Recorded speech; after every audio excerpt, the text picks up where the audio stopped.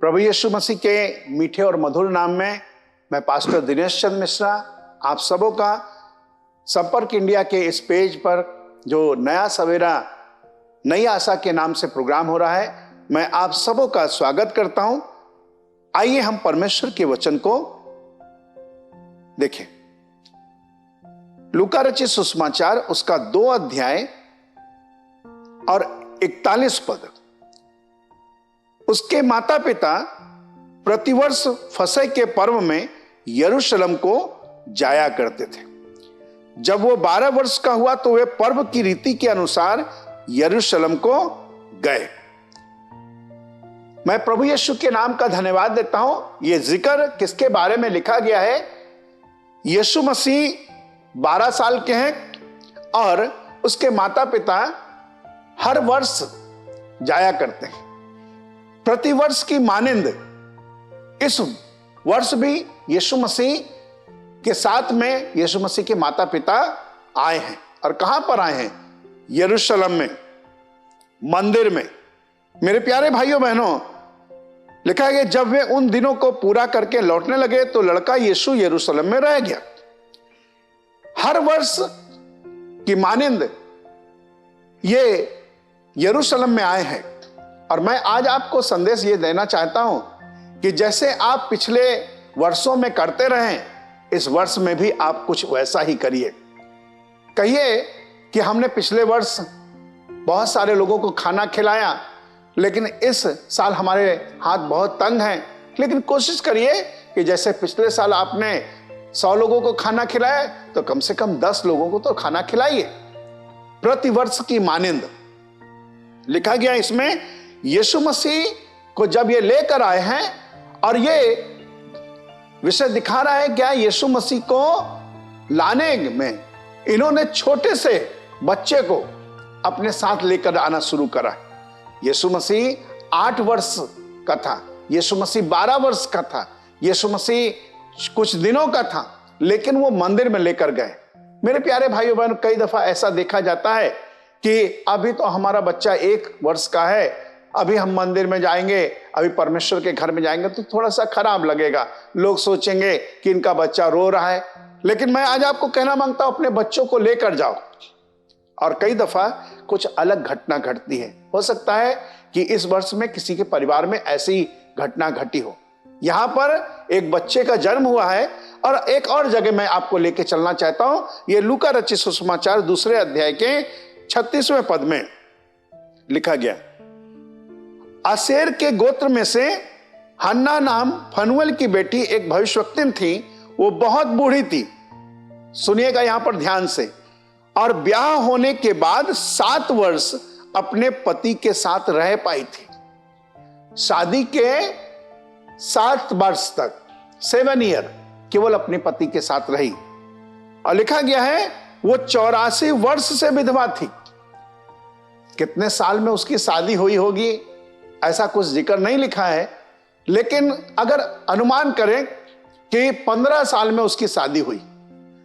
7 साल तक अपने पति के साथ रही, 15 साल 22, और 22 वर्ष में उसके पति की डेथ हुई। 84 वर्ष से विधवा थी। 22 और 84 और जोड़ लीजिए। मेरे प्यारे भाइयों बहनों, यह मंदिर 84 वर्ष से आ रही है। मेरे प्यारे भाइयों बहनों, कई दफा लोग 2 वर्ष, 4 वर्ष, 6 वर्ष, 10 वर्ष, 15 वर्ष, 20 वर्ष ऐसा करते हैं, लेकिन हर वर्ष की मानिंद कहते हैं नहीं, अब इस वर्ष हम आराधना करने के लिए नहीं जाएंगे, इस वर्ष हम गोवा चले जाएंगे, इस वर्ष हम कुछ अलग करेंगे। मेरे प्यारे भाइयों बहनों, मैं आज आपको कहना चाहता हूं, यीशु में हमारी सुबह और यीशु में हमारी शाम। एक गीत का लिखने वाला इस प्रकार से बताता है, तुझ में ही मेरी सुबह, तुझ में ही हर शाम, तुझसे ही करता शुरू हर कोई काम। मैं आज आपको यह कहना चाहता हूं कि हमारा शुरुआत प्रभु में हो, हमारा अंत प्रभु में हो, और हर वर्ष की मानिंद इस वर्ष भी हम ऐसा ही कुछ करें। लिखा गया है, यीशु मसीह के माता पिता प्रतिवर्ष जैसे फसह के पर्व में यरूशलेम को जाया करते थे, और जब वो 12 वर्ष का हुआ तो वे पर्व की रीति के अनुसार यरूशलेम को गए। इसका मतलब ये गैप नहीं हुआ है, हर वर्ष जाया करते थे। और अगर आप वचन पढ़ें तो हमको एक वचन याद आता है, ये वचन यीशु के बारे में लिखा गया है, यीशु को पर्व में जाना अच्छा लगता था। मेरे प्यारे भाइयों बहनों, हर वर्ष अगर जाने तो ये वर्ष में कम से कम 4 बार पर्व हुआ करता था, बड़ा उत्सव। कोई कोई तो एक वर्ष में एक बार भी जाना पसंद नहीं करता। चलो नया साल है, चलो चले जाए। हम पिछले 364 दिन नहीं गए, लेकिन हम एक दिन तो जा सके, हम वो भी नहीं करते। मैं आज आपको प्रभु यीशु के नाम में कहना मांगता हूं, आप चाहे किसी भी भाषा के बोलने वाले क्यों ना हो, किंतु एक काम करेंगे, हर वर्ष की मानिंद इस वर्ष भी हम परमेश्वर के घर में जाएंगे, परमेश्वर की आराधना करेंगे, जिस प्रकार से काम करते थे उस प्रकार से काम करेंगे, और अपने परमेश्वर के नाम को हम धन्य कहेंगे। पिछले साल मैंने किया, इस साल भी मैं करूंगा। मैं आज आपको एक जगह लेके चलना चाहता हूं, और यह जगह आपको मिलेगी लूका रचित सुसमाचार उसका 13वां अध्याय 6 पद से। एक माली हर वर्ष जैसे करता था, और मालिक इसी वर्ष फिर उसी तरीके से उस पेड़ में फल ढूंढने के लिए आया। मैं आज आपको कहना मांगता हूं, जैसे आप पिछले साल करते रहे, आप भी इस वर्ष वैसा ही करिए। नए साल में आपको कुछ नया करना अच्छा लगता होगा। कुछ लोग कहते हैं कि हम क्या करें क्या ना करें, हमको कुछ समझ में नहीं आ रहा है, हमने रात ऐसे बिताई है। लेकिन मैं आज आपको प्रभु यीशु के नाम में इस संदेश को देना चाहता हूं कि आप अपने माता पिता के साथ में, अपने बच्चों के साथ में, हो सकता है कि आपका हस्बैंड मर चुका हो, चाहे आप दुख की घड़ी में हो या आनंद की घड़ी में हो। जैसे यहां पर एक परिवार है जिसमें बच्चे का जन्म हुआ है, और एक ऐसा परिवार है जिसमें वहां पर मृत्यु हुई है। लेकिन ये दोनों में एक कॉमन बात यह है कि ये परमेश्वर के घर को जाना हर वर्ष की मानिंद ये छोड़ नहीं रहे, और ये जा रहे।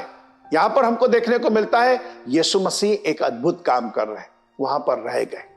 मैं आज आपको प्रभु यीशु मसीह नासरी के नाम में इस संदेश को देना चाहता हूं कि हम हर वर्ष की मानिंद इस वर्ष भी अपने दान के काम को, दया के काम को, लोगों की सहायता करना, लोगों के लिए अपने आप को खर्च करना। मैं प्रभु का बहुत धन्यवाद देता हूं। जब कभी हमारे जीवन में ऐसी परिस्थिति आती है तो मैं याद करता हूं कि मैंने पिछले साल क्या कैसे किया था, और याद करता हूं कि वैसा ही मैं फिर से कर सकूं। मैं आज आपको प्रभु यीशु के नाम में उभारना चाहूंगा कि आप भी अपने जीवन को प्रभु के हवाले करें और कह सकें कि प्रभु मुझे अकल दे कि मैं इस वाली बात को पूरा कर सकूं। आइए प्रार्थना करें। प्रभु यीशु मसीह नासरी, हम धन्यवाद देते हैं, आपने हम पर अनुग्रह किया। सारा आदर सारी महिमा आपको देते हैं। विश्वास के साथ में आपके हवाले अपने आप को करते हैं। दया करिए और अपनी महिमा को प्रकट करिए। यीशु मसीह नासरी के नाम में मांगते हैं, आमीन।